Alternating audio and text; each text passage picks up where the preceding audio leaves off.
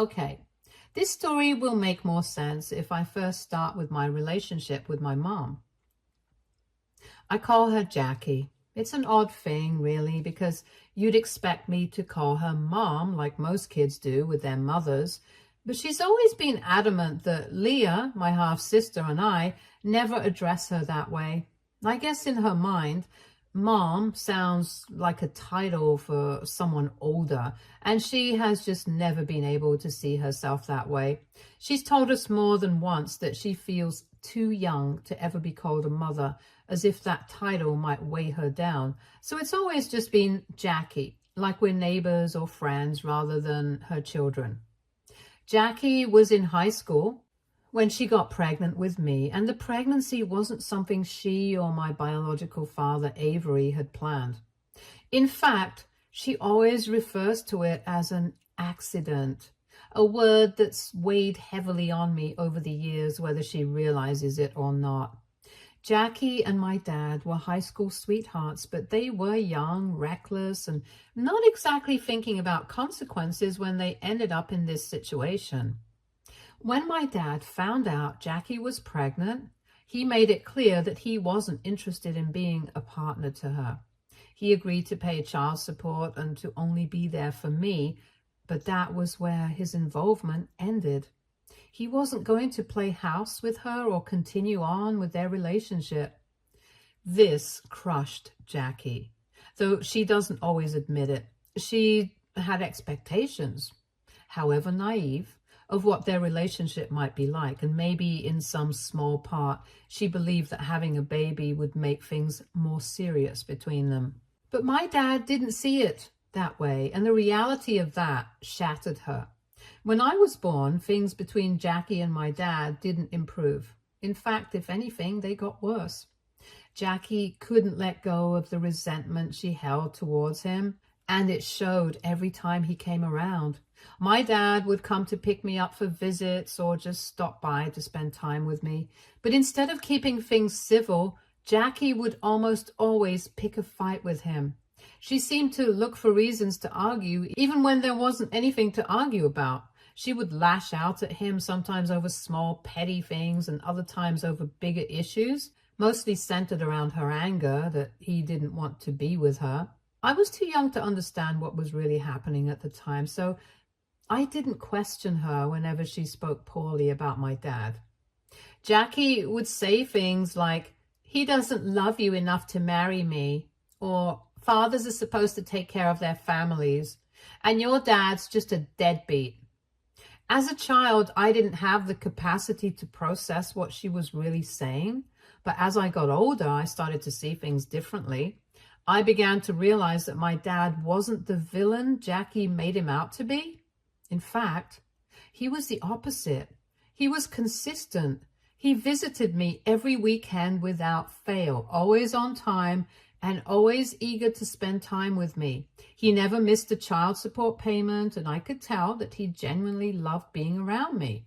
I could feel that he cared about me, even if he and Jackie didn't have a good relationship.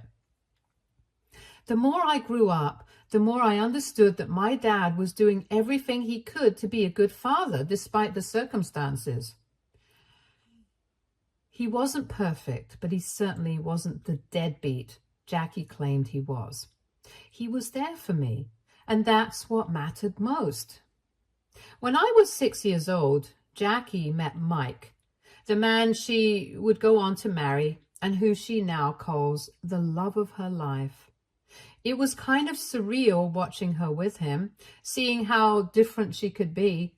Mike's a nice guy, really laid back, and from the beginning he accepted me as part of his life without any hesitation. He's always treated me like his own daughter, which has meant a lot to me, especially considering how complicated my relationship with Jackie has always been. Mike was never the problem. He was steady and kind, and he made an effort to be there for me in ways that Jackie often didn't. Not long after they got married, Jackie became pregnant again, this time with my half-sister, Leah. When Leah was born, I was thrilled. I loved her from the start, and over the years, we've grown incredibly close. She's my best friend and I'd do anything for her. But as much as I adore Leah, there's no denying that Jackie's treatment of the two of us has always been painfully unequal. From the time Leah was born, it was obvious that she was Jackie's favorite. Jackie showered Leah with love and attention in a way that I never experienced. I would watch them together, Jackie lighting up around her, doting on her, buying her pretty little dresses with matching shoes, making sure she had every toy or thing her heart desired. Leah was, and still is, the apple of Jackie's eye. Meanwhile, I felt like an afterthought. Jackie was distant, almost cold towards me. She would hardly ever spend time with me, and when she did, there was this underlying tension, as if my very presence bothered her. Of course, it made me jealous. How could it not? I watched my sister get all the love and attention I craved from Jackie, and it hurt. It's not like I didn't try to win Jackie's affection. I did. But my requests for things, whether it was something as simple as a new dress or a toy I liked, were usually ignored or brushed off. Sometimes, instead of getting something new, she'd hand me my cousin's old things and tell me I didn't need anything new anyways, and that I should stop wasting unnecessary money. It's hard to put into words how much that kind of favoritism can sting. It's not just about the material things. It's the emotional distance, the way Jackie seemed to reserve all her warmth and affection for Leah, leaving me to feel like an outsider in my own family. And even though I love Leah with all my heart, I'd be lying if I said it didn't hurt to see my own mother treat her so differently, as if Leah were her only child. Every year, when Leah's birthday rolled around, it was a big event, celebrated with a level of extravagance that made it clear just how much Jackie adored her. The parties were always filled with decorations, gifts, and an excited crowd of family and friends. There would be balloons, cake, and a whole lot of fuss made over Leah, and you could tell that Jackie poured her heart into making those days special. It was the kind of birthday every kid dreams of. In contrast, my birthdays always felt like an afterthought. I was never allowed to invite friends over for a party, not once. Some years, the extent of my celebration was Jackie ordering a pizza, and that was it. There was no cake, no decorations, no excitement, just a simple pizza delivery, and the day would pass without much attention. I remember how much it stung to see the stark difference between the way Jackie celebrated Leah's birthdays and the way mine were barely recognized. It felt like another reminder that I wasn't as important to her, that I didn't deserve the same love or effort. When I got older and started pointing out to Jackie how unfair it was, she didn't try to explain herself or make things right.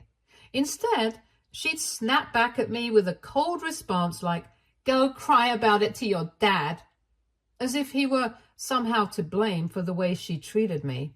She'd say things like, "This is all his fault," shifting the blame away from herself and onto him as if her favoritism had anything to do with my dad's actions. It was her way of deflecting, of refusing to acknowledge the hurt she was causing. My dad, though, always tried to make up for it in whatever way he could.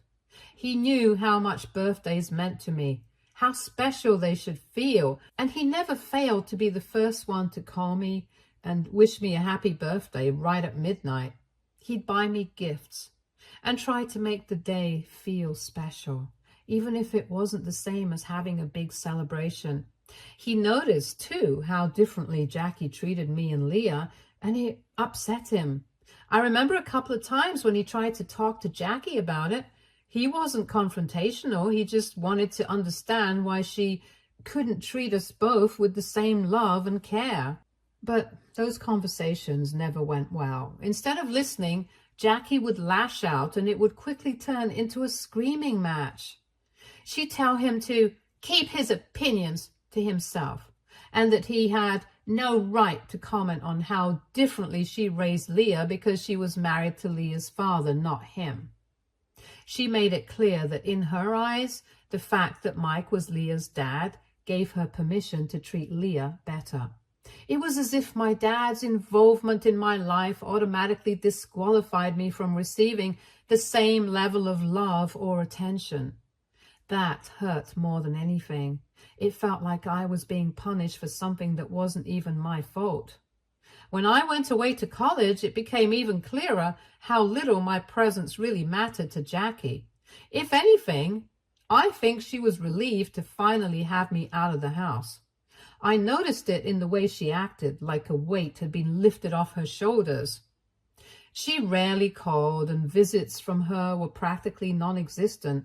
The few times I did hear from her, it felt more like an obligation on her part rather than any genuine desire to know how I was doing. Ironically, Mike, Leah, and my dad made far more effort to stay connected with me than Jackie ever did. They visited me more often, checking in to see how I was settling into college life and making sure I wasn't feeling alone. It was comforting, but it also hurt to see how little my own mother seemed to care. The lack of love and attention from Jackie stung deeply, but I tried not to dwell on it too much. I kept hoping that maybe in time, whatever issue she had with me and my dad would fade away and we could eventually have some kind of normal relationship. It was during my final year of college that I met Ian, my ex-boyfriend. Him and I became serious pretty quickly, and for a while things between us were great. He was supportive and made me feel seen, which was something I didn't often experience with my own family, especially not from Jackie. When I graduated college, it was a big moment for me. My dad, stepdad, Leah, and even Jackie came to celebrate with me, but to be honest, Mike had to convince Jackie to come. I knew she wouldn't have shown up if it hadn't been for his persistence. Still, it meant something to have them all there on such an important day. That day, Jackie met Ian for the first time, and to my surprise, she seemed almost captivated by him. I didn't think too much of it at first, but then she started making these weird comments like how she couldn't believe someone as handsome as Ian was with someone like me. The first time she said it, I tried to shrug it off. After all, I'd gotten used to Jackie making offhand remarks that were more hurtful than she probably realized. Or maybe she did realize, I'm not sure. Either way, I let it go, telling myself it wasn't worth the energy to confront her. But then she did it again.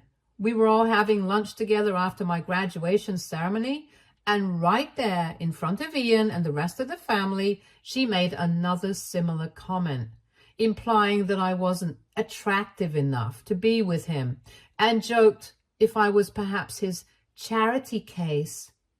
This time, it wasn't just hurtful. It was downright humiliating, especially because she said it in front of Ian. I could feel the embarrassment rising in my chest, and I wasn't going to let it slide again. So I turned to her as calmly as I could and told her that the way she was talking about me and my boyfriend was creepy, and that I was more than just my looks. I wanted her to understand how inappropriate and uncomfortable her comments were, not just for me, but for everyone at the table. Ian looked embarrassed by her comments as well. Even my dad, who usually tried to stay out of confrontations with Jackie, was clearly annoyed. He shot her a few warning glances, probably hoping she'd get the message and stop before things escalated. I could tell he didn't want to make a scene in front of Ian, but he was just as upset as I was. It wasn't just a small, thoughtless comment. It was another example of how she always seemed to find ways to put me down, even during one of the most important moments of my life. Apparently, after that graduation day, my mom and Ian became Facebook friends, which took me by surprise. Ian told me that she had sent him a friend request, and he asked if it was okay for him to accept. I didn't want to make a big deal out of it, so I said it was up to him. He accepted her request just to be polite because he knew as well as I did that if he didn't, she would bring up this issue in front of everyone else if she ever saw him next. It did feel odd to me that my mom, who had barely shown any interest in my life while I was away at college, suddenly wanted to stay connected with my boyfriend on social media. Over the 3 years that Ian and I dated, my mom maintained a polite, if distant, relationship with him. She would check in on him every now and then, leaving the occasional comment on his posts or sending him brief messages on Facebook. It wasn't anything overtly suspicious, but there was always an air of familiarity between them. Jackie never gave me that kind of attention, but with Ian, she seemed more engaged. During my relationship with Ian, he did point out to me once or twice about how he felt my mom was outright jealous of me and my life. He started pointing out all the little ways Jackie acted around me that made it seem like she was in some kind of competition with me. Whether it was the way she belittled me, her tendency to dismiss my accomplishments, or even her weird fixation on my relationships. I was taken aback. Jealous of me? The idea had never crossed my mind, and I had always chalked up her behavior to general hostility or unresolved issues with my dad. But Ian was insistent. He could see it from the outside, the way she would subtly undermine me, and how she seemed almost bothered by the idea of me being happy with someone or successful in my career. At first, I resisted the idea. It was hard to accept that my own mother could feel something like jealousy towards me. But the more Ian brought it up, the more I started to notice the patterns myself. Whether it was about my looks, my relationships, or even my achievements, Jackie always found a way to make me feel smaller. And when I thought about it from the perspective that maybe, just maybe, she was jealous, it all started to make sense. After that realization, I began to grow more cautious around Jackie. I found myself guarding my emotions more tightly, not letting her comments get under my skin as much. I wasn't sure what to do with the knowledge that my own mother might be jealous of me, but it definitely changed the way I interacted with her. I couldn't look at her behavior the same way anymore. What once felt like indifference or coldness now seemed more like a twisted sense of competition, and that thought, more than anything, made me distance myself emotionally from her even further. Ian and I broke up after 3 years of dating. Our breakup was pretty amicable. We both knew that while we cared about each other, our lives were moving in different directions and it was time to part ways. We promised to stay friends, to keep in touch, but as is often the case, life got in the way. I got busy with my own life and Ian did the same. Before long, we lost touch completely, and that chapter of my life quietly closed. Then, 2 years ago, I met Phil and everything changed. He was, and still is, everything I could have ever wanted in a partner. Phil is kind and thoughtful and makes me feel valued in ways I hadn't experienced before. With him, things felt right. We talked openly about our dreams and our future, and for the first time, I started to see a real path towards the kind of life I wanted. A life filled with love, stability, and eventually a family. I'm truly happy with him, something I don't take for granted. This year, we found out I was pregnant. It wasn't something we had planned for right away, but it wasn't an unwelcome surprise either. Phil and I had always dreamed of starting a family, and while the timing may have been unexpected, the excitement was real. We were overjoyed and immediately began planning for this new chapter in our lives. First thing we did was get married. It was a small, intimate ceremony, just close friends and family. Leah, of course, was my bridesmaid. Having her by my side on that day meant the world to me. Jackie, my mom, attended the wedding, but throughout the ceremony, I could sense her disapproval, though I wasn't entirely sure why. She looked frustrated, like something about the whole event bothered her. Later, when we had a moment alone, she finally let her feelings spill out. She told me rather bluntly that she never wanted me to marry someone like Phil. In her mind, I was making some kind of mistake by being with him. And then she went on to tell me how she had actually hoped I would get back together with my ex-boyfriend, Ian. I couldn't help but laugh when she said it. It was such an absurd suggestion, so out of touch with the reality of my life now. I thought maybe she had had a little too much to drink at the wedding and was just speaking nonsense. The idea that she was still stuck on my ex when I had moved on and found happiness with Phil was almost laughable. I tried to ignore her comments like I've learned to do over the years, but deep down, it did bother me that even on one of the happiest days of my life, my wedding day, Jackie couldn't just be happy for me. Instead, she had found a way to criticize and make me feel like I wasn't living up to her expectations. But this time, thankfully, I had other things in my life to focus my energy on. I had Phil by my side, a baby on the way, and for once I chose to focus on the love and joy in my life rather than Jackie's negativity. After Phil and I got married, we decided to wait until the wedding was over to announce the big news. I was pregnant. We both felt it was right to share this news only after our wedding so that nobody could question us. My dad, Leah, and Mike were thrilled when we told them. They were genuinely over the moon for me, and their happiness made that moment even more joyful.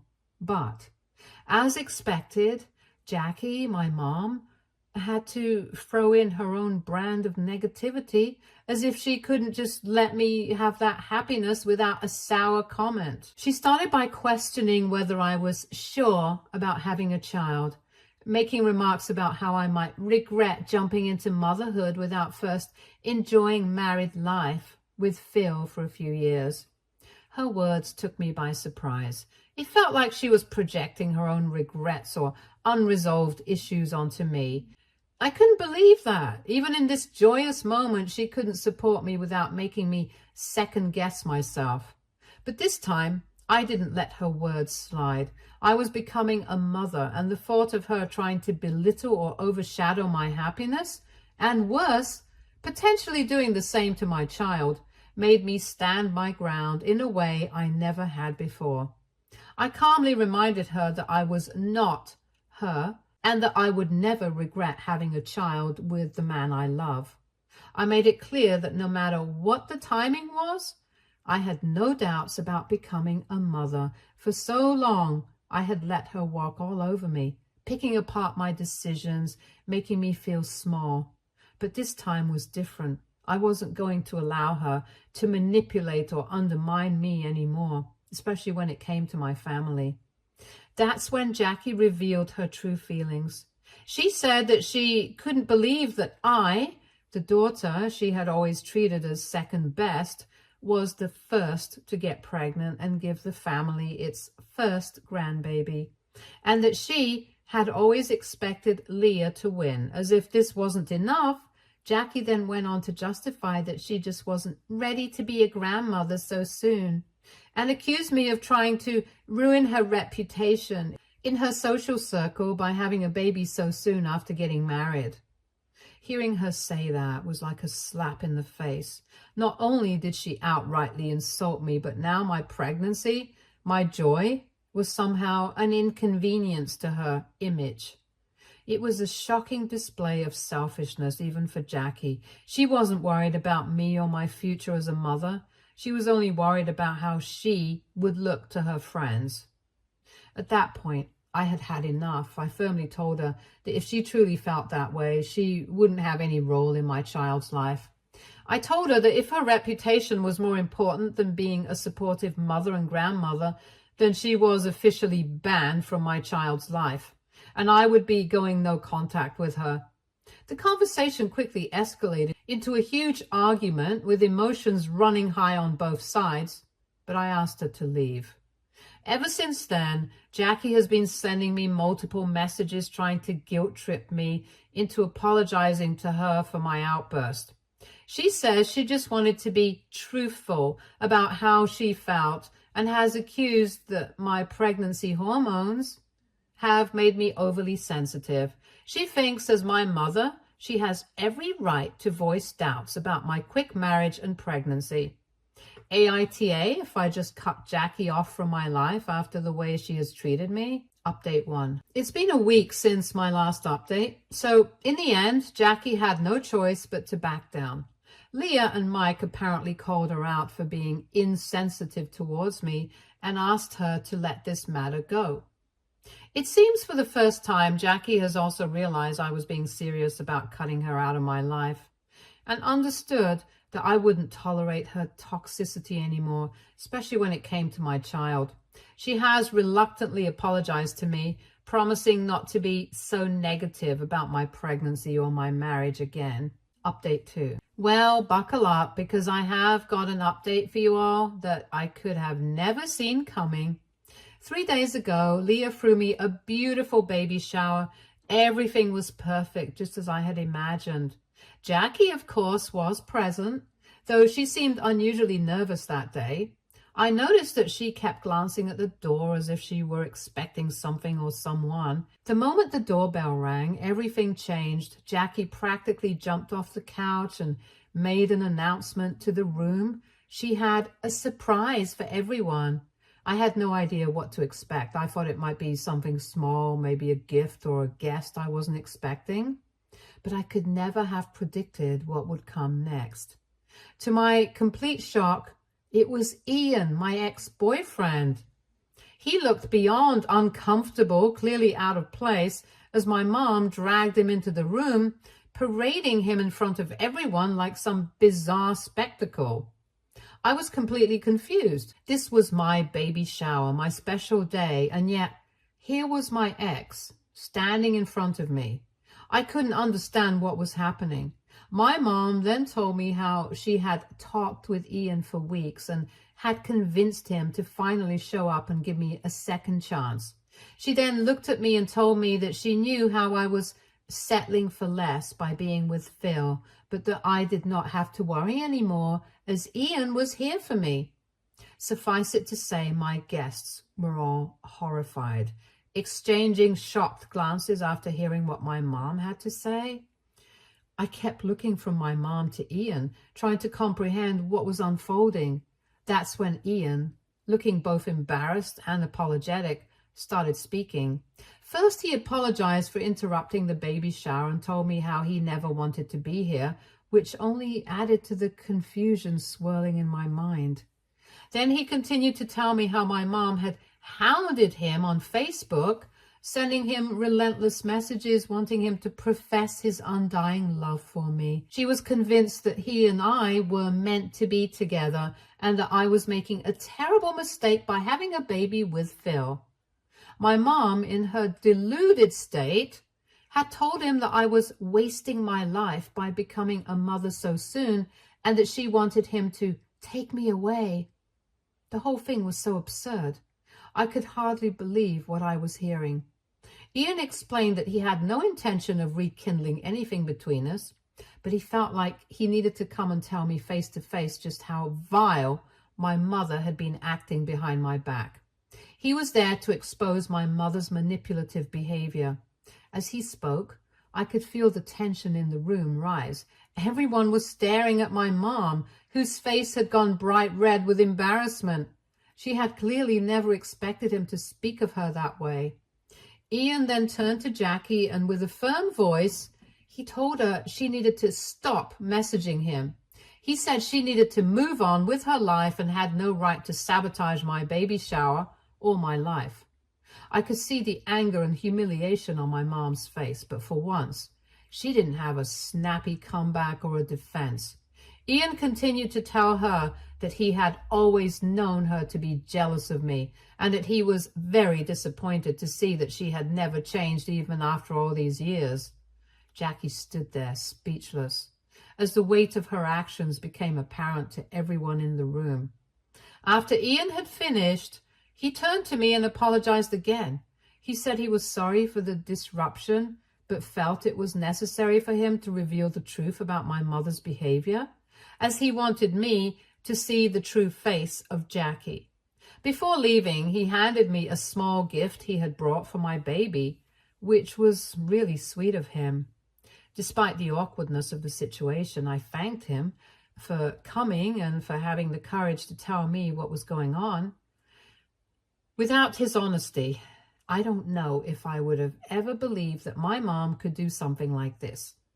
Plotting behind my back, trying to continue to sabotage the most important moments of my life. After Ian left, the room was filled with an uncomfortable silence, and all eyes were on my mom, who looked like she wished she could disappear.